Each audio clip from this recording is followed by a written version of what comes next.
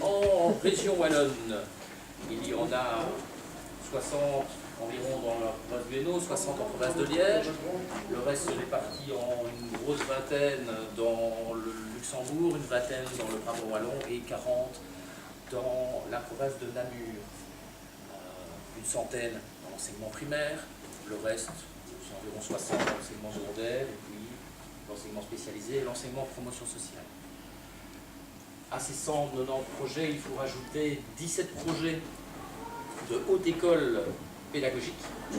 Donc le projet École numérique 3 suppose que nous rassemblions les personnes au début de l'action pour leur donner le cadre dans lequel ils vont devoir faire ce projet pilote. Donc là on parle beaucoup de matériel, on parle des droits et des devoirs des écoles, parce qu'elles ont signé une charte avec nous pour faire ce projet pédagogique. On leur explique comment on va les suivre, qui va les suivre. Donc ces réunions sont vraiment le starter des projets pilotes.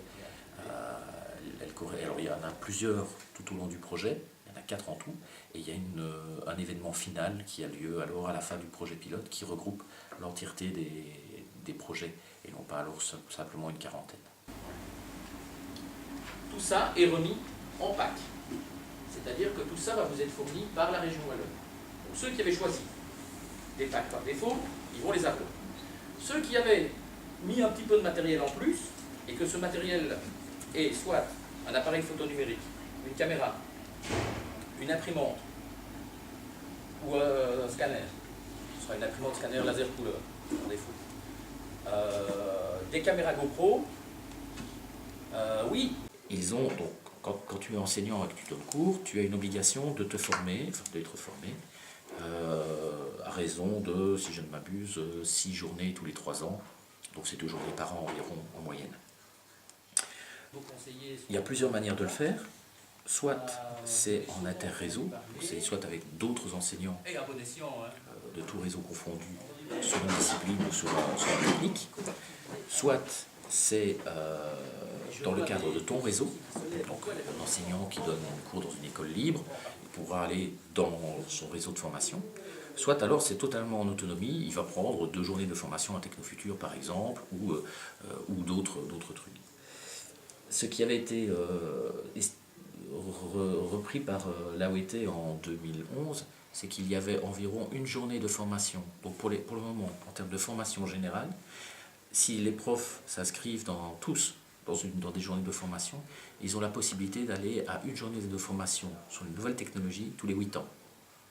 Parce que l'offre est tellement petite qu'il n'y a pas pour tout le monde.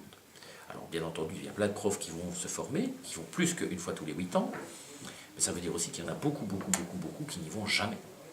Je suis Pierre Goffiul, je dépends de l'IFC, je suis professeur depuis 25 ans, je suis détaché depuis 4 ans, à la formation en interréseau. Et j'ai dans mes charges pour l'instant les formations TBI, initiation et perfectionnement, qui sont complètes déjà jusqu'à fin juin. Et nous venons de lancer une formation suite à l'enquête de l'AOT. Alors je vous invite éventuellement à la lire si vous ne la connaissez pas. Vous tapez simplement dans Google @WT minuscule, et vous allez tomber sur l'enquête en PDF et vous lisez un petit peu cette enquête. Il y a un cadre de formation qui est mis en place, mais ce n'est pas encore le maximum qu'on pourrait donner pour nos enseignants. Donc ce qui est imaginé dans l'école numérique, c'est qu'on travaille avec une autre des roues qui est l'animation d'une communauté d'enseignants. Donc l'animation pédagogique d'une communauté d'enseignants, c'est de regrouper tous les gens qui sont autour des projets école numérique et de les faire bosser, enfin de les faire travailler ensemble sur leur communauté de pratique, de leur faire échanger ceux qui utilisent du tableau blanc dans tel cadre, de les faire échanger, ceux qui utilisent des tablettes dans un autre cadre, leur faire partager les applications qu'ils utilisent et ainsi de suite. L'idée est de motiver un petit peu cette communauté pour essayer d'en sortir des exemples marquants qui pourraient alors à ce moment-là être utiles pour les 3300 implantations qui restent, donc pour donner un peu des idées de grains à moudre en termes de développement pédagogique. La mise en réseau, j'en ai déjà parlé. Une communauté en ligne fermée va être mise en place, un genre de gros réseau social à destination des enseignants, des porteurs de projets, des directions. L'idée, c'est de mettre là-dessus toute la connaissance, de faire une gestion électronique des documents de connaissances, tout ce qui est information particulière sur le matériel mis en œuvre, tout ce qui est cursus, tutoriel autour du matériel va être mis là. Tous les documents d'information de la vie du projet, donc le rapport d'activité, enfin le rapport financier, il sera là-dessus. Cédric Thomas, il sera là-dessus. Et entre autres, on essaiera de vous motiver, on va travailler à vous faire échanger les choses. On espère toujours l'engagement d'une personne qui va dynamiser cette chose. Un community manager, un gestionnaire de communauté, qui va venir vous chercher par la main, vous rappeler toutes les semaines par une petite mailing list qu'il y a des choses qui se font, et on va vous demander de participer. Voilà. Un modérateur intelligent. Voilà.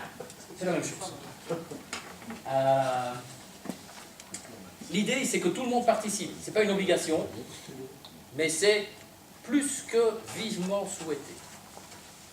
Je l'ai dit, on ne vous oblige à rien, mais on souhaite vivement certaines choses.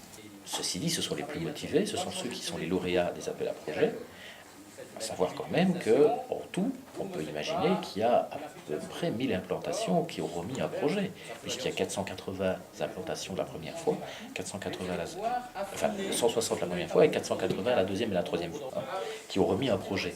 Donc là, on a quand même un nombre de projets assez énorme, donc il y a une certaine motivation des écoles.